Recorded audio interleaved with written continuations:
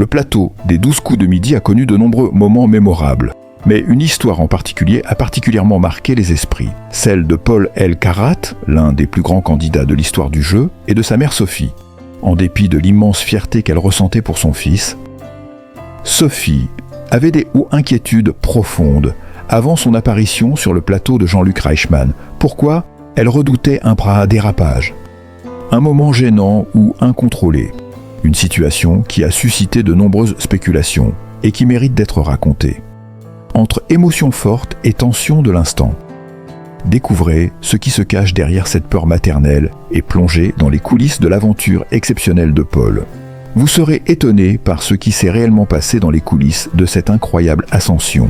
Restez avec nous et abonnez-vous pour ne rien manquer des secrets et révélations exclusives qui suivent. Le plateau des 12 coups de midi a toujours été le théâtre de performances incroyables, mais l'histoire de Paul Elkarat a particulièrement marqué les téléspectateurs. En 2019, ce jeune homme atteint du syndrome d'Asperger a bouleversé l'émission en y restant pendant 5 mois, battant des records avec 153 participations et une cagnotte dépassant les X191 522 €. Mais derrière ces exploits se cache une histoire poignante, celle d'une commère inquiète, Sophie, qui craignait qu'un dérapage ne vienne tout gâcher. Un dérapage sur lequel elle n'a jamais cessé de trembler pendant toute l'aventure. Pour Sophie, la mère de Paul, chaque jour passé sur le plateau des 12 coups de midi, était un véritable calvaire émotionnel. Loin de la fierté, tranquille d'une mère qui voit son enfant briller, elle vivait chaque émission avec une angoisse profonde. Un studio télé, c'est beaucoup de bruit, de monde, c'est une fourmilière humaine et c'est tout ce qu'il ne lui faut pas, confie-t-elle. Dès le départ, elle craignait que son fils ne tienne pas le coup dans un environnement aussi stressant. Imaginez des caméras braquées sur lui, un public qui attend une performance parfaite, des adversaires prêts à tout pour gagner. Et Paul, avec son autisme Asperger, plongé dans cet univers de bruit et de lumière. Une situation qui aurait pu être un véritable cauchemar pour un jeune homme hypersensible. « Je l'accompagne, je pense qu'il ne va pas survivre 2 secondes », disait Sophie à propos de sa première apparition à la télévision. « Je pensais qu'il allait faire une seule émission et que ce serait tout. » Mais Paul Elkarat a défié toutes les attentes. Non seulement il a survécu à cette pression écrasante, mais il a impressionné par sa capacité à naviguer dans cet environnement difficile. Mais chaque jour qui passait, Sophie redoutait un incident, un faux pas, un mot mal placé ou une situation qui allait le perturber. « J'avais peur qu'il y ait un dérapage », confie-t-elle, une peur qui l'a accompagnée tout au long de son parcours. Les studios de télévision sont un monde à part, un univers de conventions sociales strictes, où chaque mot, chaque geste, chaque réaction est observé, jugé. Pour Paul, ce monde pouvait paraître particulièrement hostile.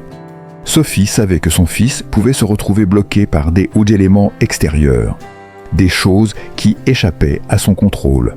Elle craignait qu'un détail, un mot, un bruit, une réaction ne perturbe son fonctionnement mental et bloque toute la machine dans son cerveau. Ce genre de dérapage où Paul pourrait se retrouver désorienté, incapable de continuer, était sa plus grande angoisse. Une petite chose qui va le contrarier et bloquer toute la machine, expliquait Sophie, visiblement toujours effrayée par cette possibilité. Et il est vrai qu'il y a eu des moments où Paul, bien que brillant, a montré des signes de détresse. Ce monde codifié des médias, avec ses règles sociales et ses exigences constantes, était un défi de taille pour lui. Mais, malgré ces difficultés, il a réussi à surmonter tous les obstacles sans jamais laisser place à un scandale. Sa résilience était tout simplement impressionnante. Paul Elkarat n'a pas seulement impressionné par ses connaissances et son intelligence, mais aussi par sa force intérieure. Chaque jour, il se confrontait à ses peurs personnelles, à des difficultés invisibles pour le public, mais bien présentes dans son quotidien. Il a fait face à des situations sociales, complexes, des moments où il aurait pu facilement perdre pied. Pourtant, il a su garder son calme, avec un prof. Sionalisme qui a étonné même les plus sceptiques. À la télévision, on est dans un environnement très codé, disait Sophie. Un moment, il va sortir un truc qu'il ne faut pas, ou il va se passer un événement qui va le contrarier. Pourtant, Paul n'a jamais cédé.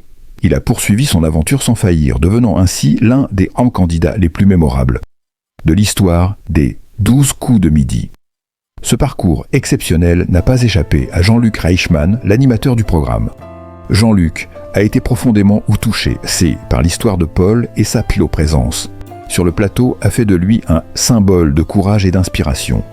Il a toujours soutenu Paul, lui offrant une place à part sur le plateau et reconnaissant l'énormité de son parcours. La reconnaissance de Jean-Luc Reichmann a été essentielle pour Paul, qui a trouvé un allié solide dans cette aventure. Le syndrome Asperger, dont Paul a fait l'objet de nombreuses interventions publiques, a également joué un rôle central dans son parcours. Il a utilisé cette particularité pour relever les défis de sa vie quotidienne, et il n'a pas hésité à en parler ouvertement, devenant ainsi un modèle pour ceux qui vivent avec des troubles du spectre autistique. Dans son livre « Atypique », écrit en collaboration avec sa mère Sophie, Paul se dévoile davantage, partageant ses doutes, ses peurs et ses réussites. Et si, il ne faut pas oublier que derrière la cagnotte impressionnante, mais les victoires et l'engouement du public, Paul El-Karat est avant tout un jeune homme qui a surmonté des épreuves personnelles extrêmement difficiles. Son parcours n'est pas seulement une histoire de jeu télévisé,